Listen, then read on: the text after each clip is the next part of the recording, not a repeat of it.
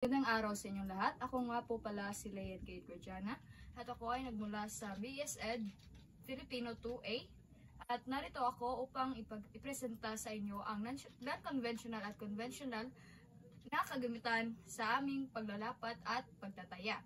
So para sa paglalapat sa conventional, narito ang panuto. Gumawa ng sariling maikling kwento na nakikitaan ng mga elemento tulad ng tauhan, tagpuan at banghay. Ilagay ang iyong kwento sa isang handmade storybook na may 3 bahagi, simula, gitna at wakas. So narito ang halimbawa ng paggawa sa storybook na kanilang gagawin.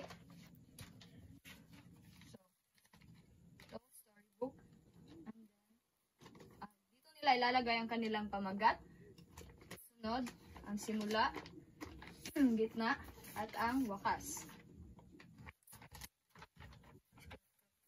At para naman sa pagtataya, bibigyan ko lamang sila ng kopya ng mga printed papers or test papers para sa kanilang pagsusulit na at ito ay may 20 items, multiple choice, at ayun lamang po.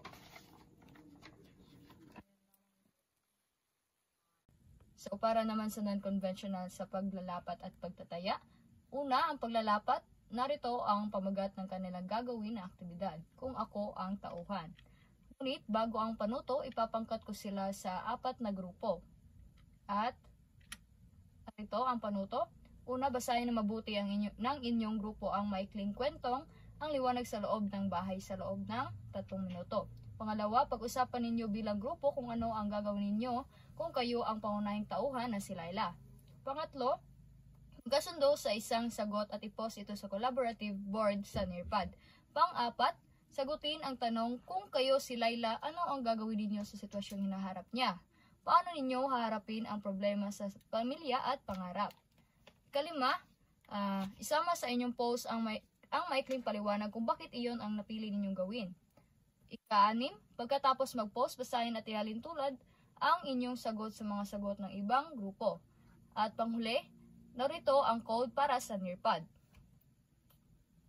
At maaari nyo nang basahin ang maikling kwento sa loob ng 3 minuto. So ngayon, atin na ipagpalagay na natapos na 3 minuto. At narito, sa bawat box ng mga grupo, maaari nyo nang ilagay ang inyong mga nagawa at ang inyong mga sagot sa 2 gabay na tanong. Para naman sa pagtataya, sa pamamagitan ng Edpuzzle na website, dito nila makikita ang kanilang pagsusulit na may 20 items na multiple choice. At ganito ang kanilang paraan ng pagsagot.